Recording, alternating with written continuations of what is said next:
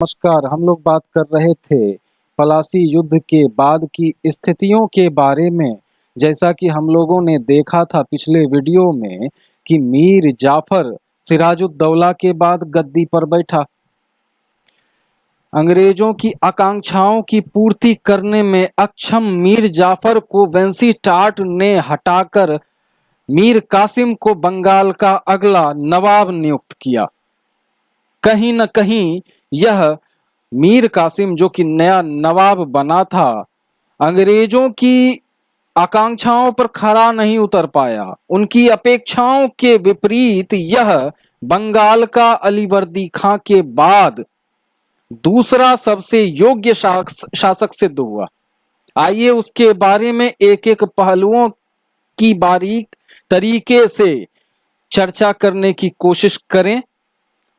मीर कासिम जो कि 1760 में वेंसीटाट के द्वारा नियुक्त किया गया नवाब था, आने के साथ ही पद पर आने के साथ ही उसने सबसे महत्वपूर्ण कार्य जो किए वह थे राजधानी का स्थानांतरण।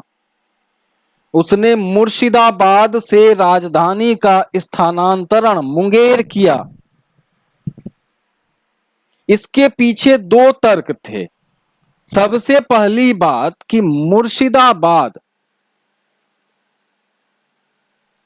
षड्यंत्र का अड्डा बन चुका था।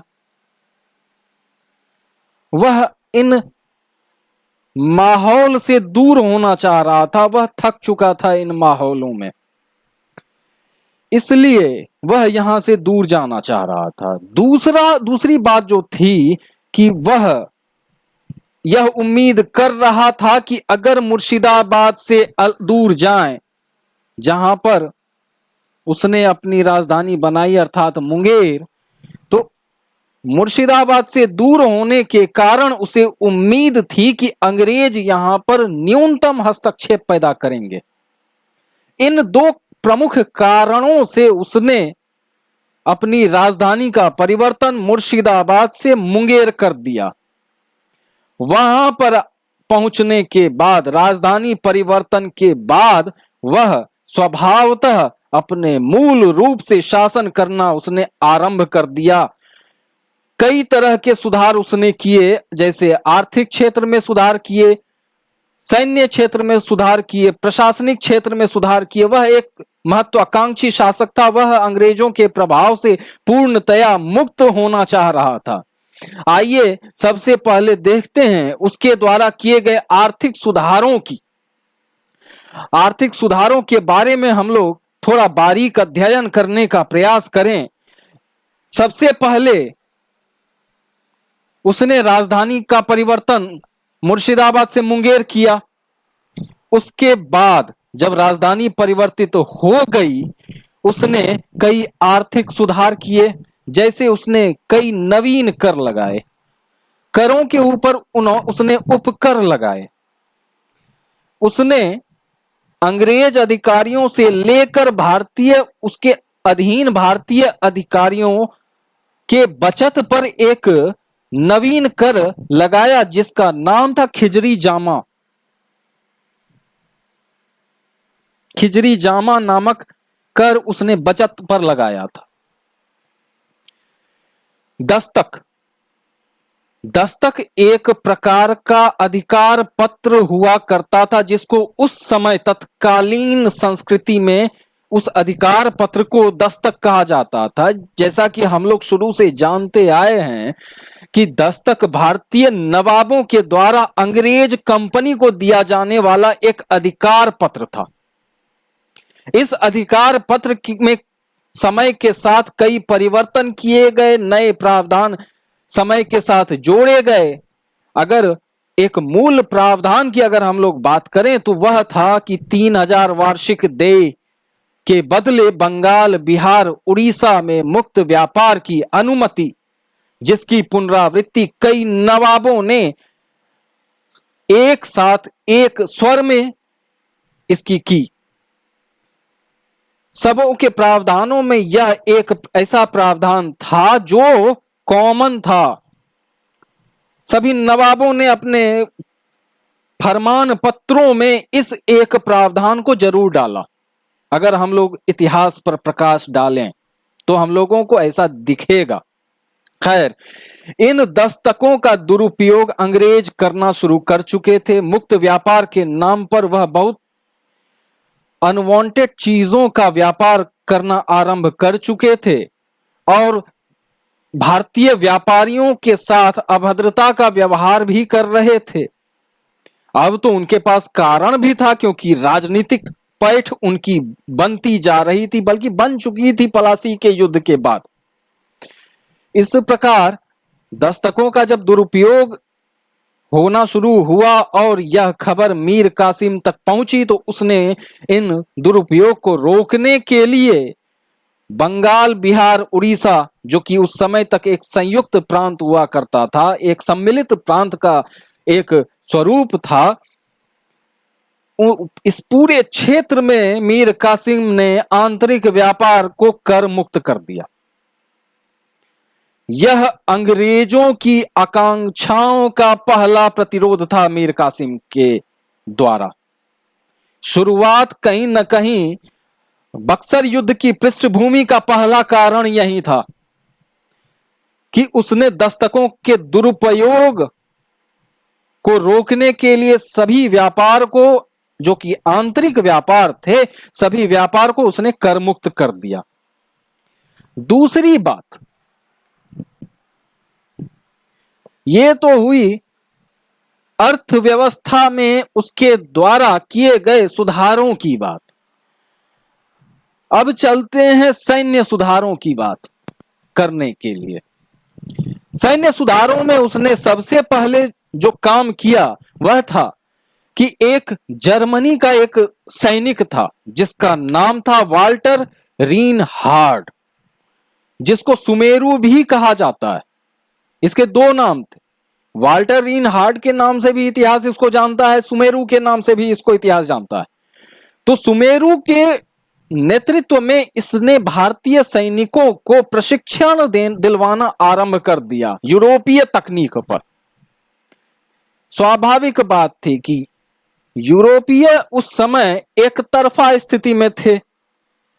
क्यों? क्योंकि उनकी सैन्य नीति, युद्ध नीति भारतीयों की अपेक्षा सबसे अलग थी। वो अच्छी स्थिति में थे क्योंकि युद्ध कला अंग्रेजों की, यूरोपियनों की युद्धक नीति और युद्ध कला कहीं न कहीं भारतीयों पर भारी पड़ रही थी। उनसे तभी टक्कर लिया जा सकता था जब दोनों की युद्ध नीतियां समान हो, और इस उद्देश्य की पूर्ति के लिए इसने वाल्टर रीनहार्ड को नियुक्त किया और उसके नेतृत्व में अपने भारतीय सैनिकों को उसने प्रशिक्षित करना आरंभ करवा दिया। यह दूसरा झटका अंग्रेजों को लगा। तीसरी बात, सुमेरु या वाल्टर रीनहार्ड के निर्देश पर इसने मुंगेर में, जिसको इसने अपनी राजधानी बनाई थी, मुंगेर में इसने बंदूक और तोप के कारखाने बैठाए। स्वाभाविक बात है कि युद्ध नीति तो वाल्टर रीनहार्ड से इसको मिल ही रही थी। अब इक्विपमेंट की बात करें तो इक्विपमेंट के लिए इसने तोपखानों और बंदूक खानों की स्थापना मुंगेर में कर दी। समय बीता। राजा राम नारायण, जो कि बिहार का प्रशासक हुआ करता था, राजा राम नारायण, घासीटी बेगम, पहले तो अलीवर्दी खां, उसके बाद घासीटी बेगम, इनके प्रति कहीं न कहीं बहुत ज्यादा वफादार था, जिसको लेकर मीर जाफर ने भी विरोध किया था। लेकिन राजा राम नारायण को क्लाइव का संरक्षण प्राप्त था। क्लाइव का संरक्षण प्राप्त था, इसलिए मीर कासिम के समय में मीर कासिम उसको अपदस्थ करने में असफल हो गया। लेकिन इस राजा राम नारायण को वेंसीटाट का संरक्षण प्राप्त नहीं था। इसलिए जब मीर कासिम ने इससे कहा, चूंकि दोनों के विचार मैच नहीं कर रहे थे, मीर कासिम और राजा राम नारायण के विचार मैच नहीं करने की स्थिति में दोनों के मध्य गतिरोध उत्पन्न हो रहा था। क्योंकि जैसा कि हम लोग बात कर चुके हैं कि मीर कासिम एक महत्वाकांक्षी राजा था और वह बहुत तेजी से अंग्रेजों के प्रभाव से मुक्त होना चाह रहा था। इसलिए राजा राम नारायण को रास्ते से हटाना उसके लिए अनिवार्य हो गया था। और राजा राम नारायण को क्लाइव का संरक्षण प्राप्त था, वेंसीटाट का नहीं। वेंसीटाट ने सोचा कि चलो भैया, अगर एक प्यादा मारा भी जाता है तो कोई फर्क नहीं, इसलिए उसने उस राजा राम नारायण को मीर कासिम को सौंप दिया। मीर कासिम ने उसकी हत्या कर दी। अब देखिए, इसके बाद अंग्रेजों को भय लगना शुरू हो गया कि सबसे पहले इसको हमने तो संधि के तहत नवाब बनाया, झुक कर यह हमारे पास आया और हमने इसे नवाब बना दिया अपनी दया पर। लेकिन नवाब बनने के बाद इसके तेवर काफी बदलने लगे और सबसे पहले इसने राजधानी परिवर्तित कर दिया। दस्तकों के प्रयोग को रोकने के लिए मनमाने ढंग से संपूर्ण, जो कि अंग्रेजों के नजर में मनमाना था, मनमाने ढंग से इसने संपूर्ण आंतरिक व्यापार को कर मुक्त कर दिया। जर्मन सैनिक के नेतृत्व में भारतीय सैनिकों को प्रशिक्षण दिलवाना आरंभ कर दिया। तीसरी बात, बंदूक हमसे बिना पूछे इसने मुंगेर में बंदूक और तोप के कारखाने स्थापित कर दिए। अंग्रेजों को उसके बाद राजा राम नारायण की हत्या हो गई मीर कासिम के द्वारा। इस प्रकार कहीं न कहीं अंग्रेजों को यह भय लगा कि जिस बंगाल पर कब्जा करने के लिए हमने इतने जतन किए, इतनी कहीं न कहीं इतने बड़े षड्यंत्र की रूपरेखा तैयार करके फिर उसको मूर्त रूप दिया, वह बंगाल मीर कासिम के कारण कहीं न कहीं हाथ से निकल जाना तय है। क्योंकि मीर कासिम एक कुशल शासक सिद्ध हो रहा था। अपने लगभग 3 वर्षों के शासनकाल में ही इसने बहुत कुछ प्रदर्शित कर दिया था। इस भय से और इसके बढ़ते प्रभावों को कम करने के लिए वेंसीटाट, जो कि बंगाल का उस समय स्थायी गवर्नर बन चुका था, वेंसीटाट के निर्देश पर पटना व्यापारिक कोठी के प्रमुख, जो कि अंग्रेज प्रमुख थे, एलिस ने पटना पर कब्जा कर लिया। इसकी सैन्य व्यवस्था इतनी सुदृढ़ हो गई थी अचानक से कि इसने मीर कासिम ने अगले ही दिन पटना पर कब्जा कर लिया। इन सभी चीजों के मध्य भय से जूझ रहे अंग्रेजों ने अर्थात वेंसीटाट ने इसको अपदस्थ किया और मीर जाफर को पुनः नवाब बना दिया।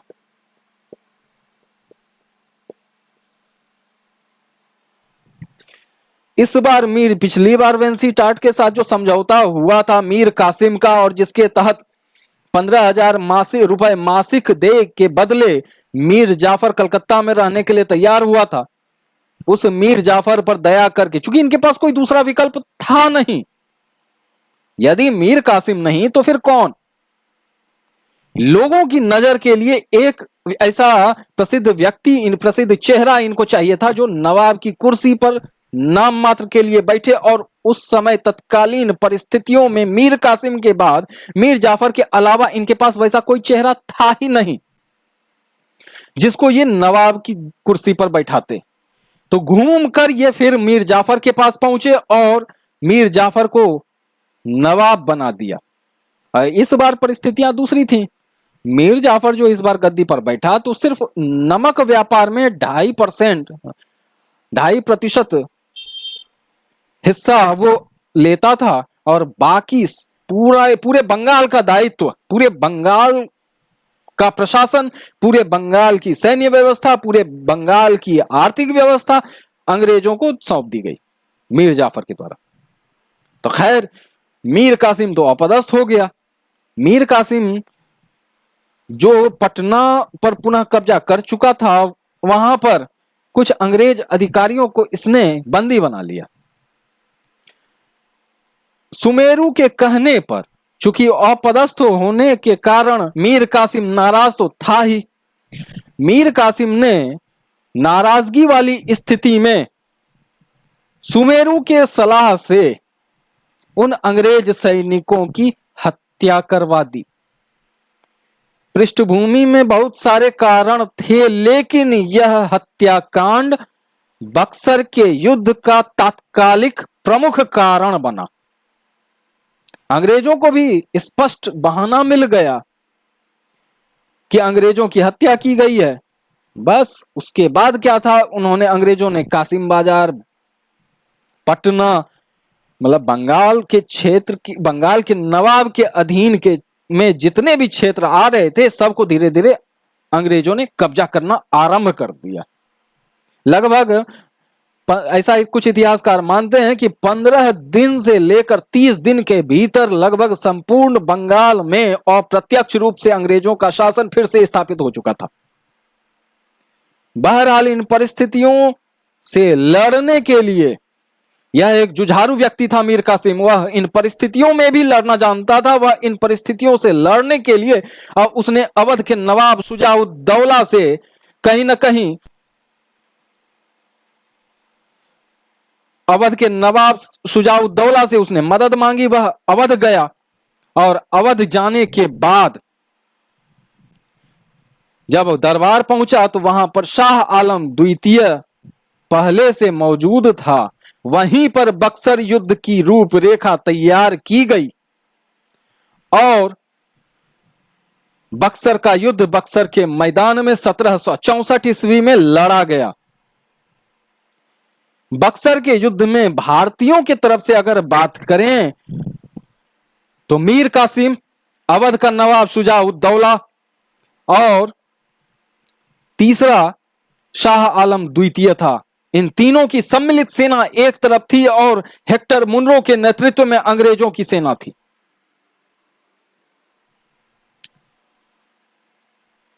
यह पहला युद्ध था जिसमें अंग्रेजों को सैन्य विरोध का सामना करना पड़ा। सैन्य विरोध मतलब अंग्रेजों की सेना की एक बटालियन जाकर युद्ध भूमि में ही मीर कासिम की सेना से जाकर मिल गई। उन 2400 सैनिकों को तोप से उड़ा दिया गया। लेकिन अगर सैन्य विद्रोह की बात करें अंग्रेजों के विरोध में तो इसकी शुरुआत 1764 के बक्सर के युद्ध में ही हो चुकी थी। बहरहाल युद्ध में अंग्रेज विजय हुए और इस प्रकार कुछ शर्तें आरोपित होनी तय हो गई।